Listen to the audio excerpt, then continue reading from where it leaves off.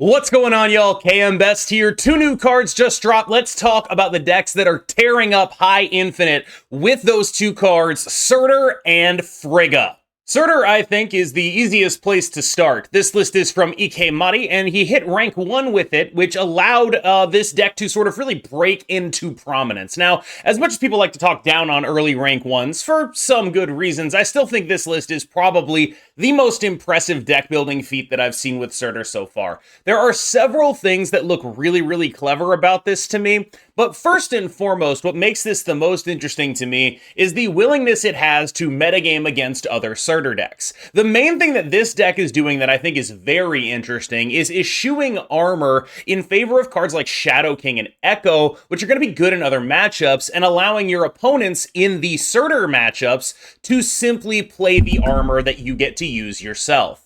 That's a really interesting dynamic, and I think this is the kind of thing that gives me hope for this mirror or this metagame being interesting moving forward, because the more these decks want to build against the mirror, the less they end up protected overall.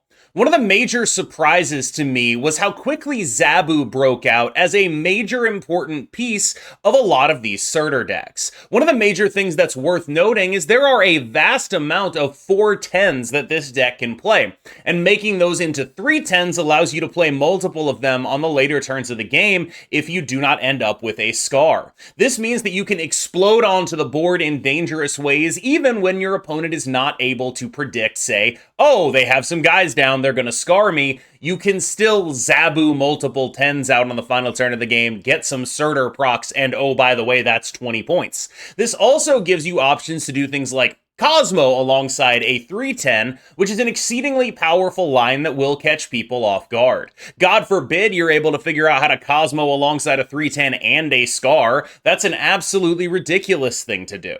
One of the major things that strikes me about this deck is just how well built it is, though. There's just a lot of smart stuff going on here, and I wouldn't be surprised if this ends up becoming something more like what the default versions of these decks tend to look like. A lot of the original builds of Surtur, and we'll talk about one of those as well, look very sort of paint by numbers, whereas this one is dynamic, it has reactions to the metagame, it is processing information in real time. So if you are going to play one Surtur deck, this is the deck that I would advise that you play. There are a couple of other things you can do with Surtur, but most of them look fairly similar to this. You're doing 4/10s, you're doing Zabu, you're doing Surtur, and that seems to be how this card is playing out right now. A word right now is probably warranted about the general power level of Surtur.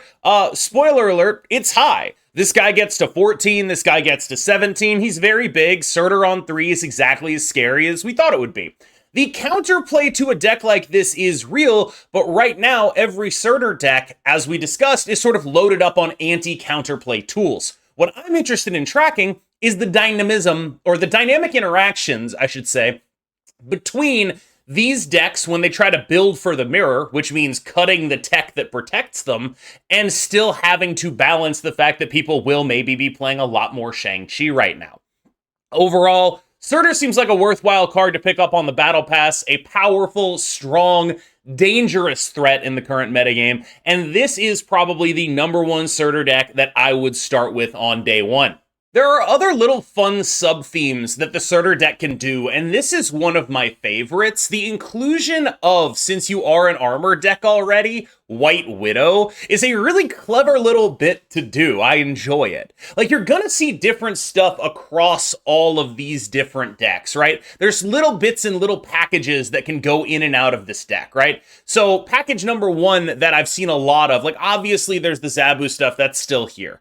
Package number 2 is using like a Tuma in the Hood, which is also worth talking about, and this is sort of package number 3 where we're leaning into being an armor deck. Remember how I talked about wanting to be an armor deck sort of pushes you into a disadvantaged position in the mirror because you're devoting slots to cards that don't really matter in the mirror while they get to play cards that might matter? Like if you just swap that armor for a Shadow King, you have a little bit of an edge in the mirror. And this is saying, what if we go the other way and we try to turn armor into an edge overall? And I think that's just a really interesting way to talk about or to approach deck building in this context. I think it's clever and I think it's worth talking about. Would I rather play this than the other builds? No, probably not. And I think the reasons for that have been explained fairly reasonably and fairly clearly, but I do think that it's worth pointing out that there are a lot of little sub packages that this deck can get into. You have this little, Zero Typhoid Mary, you have Luke Cage stuff, right? Like that's in a lot of them. The Zabu stuff is in a lot of them. There's just a lot of little tweaks along the edges that can be made. And this is one of the ones that struck me as the most interesting. I do think that it's worth pointing out that baseline Surtur decks all sort of look the same, but they have different approaches to the last few cards, and that's really what I'm trying to drill down on here. That said, it's going to be pretty hard to go wrong with just baseline Surtur, which is Zabu, some 410s, Surtur, and Scar. That's going to do you well in a lot of different places. And I do really want to emphasize the Zabu here. This is not a thing I saw coming, and maybe I should have, but I did not see the interaction between, or the overwhelming amount of 410s that this deck has, turning Zabu into what it has become for this deck, which is, I would say, I realize it's early, a core piece of what the Surtur archetype is. Almost as core as something like Scar, almost as core as something like Surtur. It is a big, big, big part of what this deck does. Frigga is a bit of a different story. She is not as obviously powerful as Surtur, but there are some really interesting things being done with her that I think if you ended up opening for her might be worth taking a look at. This is a move bounce list that is using Frigga to copy some of the bigger things that you send back to your hand. This also allows it to have synergy with Agent Venom. Obviously, copying something that is artificially larger is usually going to be better than copying something smaller. Even copying something like an 8-power Human Torch, you might think that's a little bit of a low roll, but it's really not. That's still a 1/8. That's very far above rate. And using Frigga to copy things like that, or even copy, say, activators. One of the things that Frigga does in this deck is she provides you more of whatever you're short on. There's often times in this deck where you are lacking multiple of a specific thing. You have a thing that wants to be moved and 2 activators, and you don't want to use them both on that thing, or you have 2 things that want to be moved and 1 activator, and what Frigga can do is allow that to be a better draw. It's not the cleanest thing in the world. Like, obviously, she is still a 3/3 for 3. I don't know why I said 3/3 for 3. That's the Magic player in me coming out. She's a 3/3. That's not exactly what you're looking for in a deck that is otherwise pretty focused on tempo, but she provides what you need at the cost of being relatively a poor body here.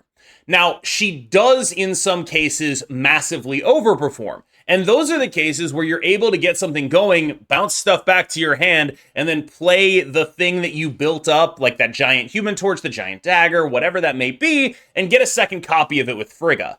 That's really why she's here, which is a very dangerous thing to do. Frigga obviously looks for 2 things when it comes to synergies. Synergy number 1 is green power. Synergy number 2 is green energy. In this case, we're leaning very far into synergy number 1. We're looking to get as much free green power out of her as we possibly can. And I think this list is a very solid way at trying to approach that. Now, is this the exact best version of Move Bounce? I don't actually know. I like this list, but I know that Gnome has been playing a little bit of a different one without the Agent Venom, without the Toxin. So this list is actually meaningfully budgetable, and I think that's worth pointing out as well. You can play this list without AV. You can play this list without Toxin, and you will still be able to succeed because of the generalized power that this list can bring to bear. As far as actually getting replacements in there for them, the replacements I think would be Hulkbuster and Doctor Strange. Hulkbuster is sort of your Frigga targeting mechanism. It allows you to double up on things and make sure that Frigga hits them. Even hitting just a Human Torch with this will create a 1/5 Human Torch that you can then clone on turn 3. It's not the greatest thing in the world, but a 1/5 Human Torch can really start scaling when you get to it. There's a lot of interesting stuff in this archetype here that I think is worth talking about, and I always think it's worth mentioning when 2 of the expensive cards in the deck can be replaced by cards that almost everyone playing the game has. So please do keep that in mind when you look at playing this archetype. This is a list from Coco Bird. It is a Destroy Frigga deck that is pretty heavily metagamed to what people are doing right now. There is one major issue with this list right now, and it is that a lot of Surtur decks are playing Armor and Cosmo, and you really don't want to see that. And that is a major problem. You will have to deal with that. But in a world where that sort of dies down a little bit as they start metagaming against each other, as other things start showing up, this deck actually has some interesting points applications.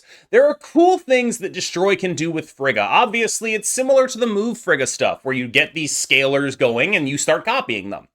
You're looking for cards with scalable green power, like Venom or Deadpool, or scalable green energy, like Death. One of the costs here has been null, and that makes me worried about the overall point output of a deck like this. But if you are able to go absolutely turbo nutty with it and get one of those hits, get a second Death, get a giant Deadpool, get an interestingly large Venom, then you will be able to compete on points with a lot of stuff anyway. Again, the major worry for this deck is the prevalence of Cosmo and Armor, and I guess furthermore, the prevalence of Shadow King. Those are probably three of the cards you should expect to see, maybe not the most, but a lot when you play this game right now. All of them are quite good against what you're doing.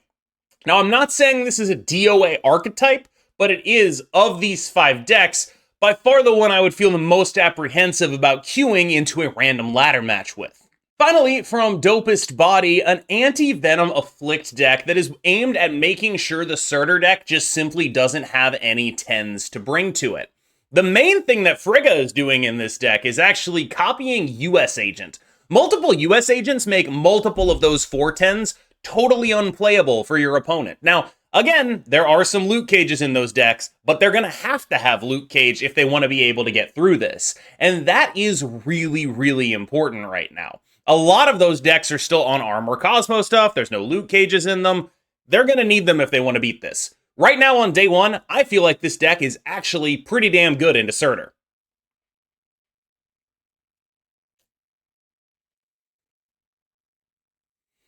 I did make one change, which I will probably have to undo once more loot cages start going up, and that is I swapped out Red Guardian for Cassandra Nova.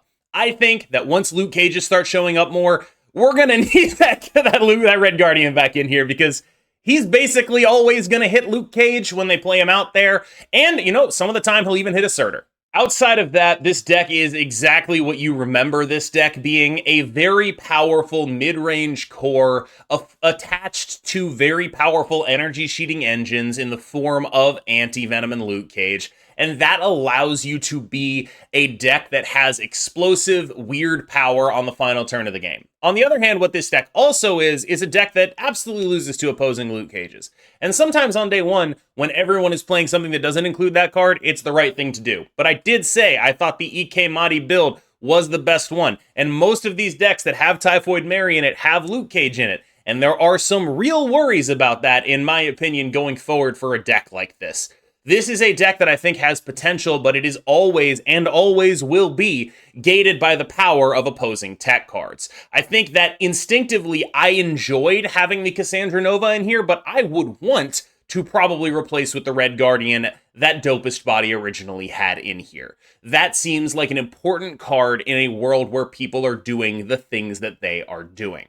Now, as far as how the rest of this deck plays out, it's an Ajax deck. You know how this works. Like, you're doing strong stuff, you're trying to keep them off of 10s, and you're playing what is otherwise a very good, straightforward game plan.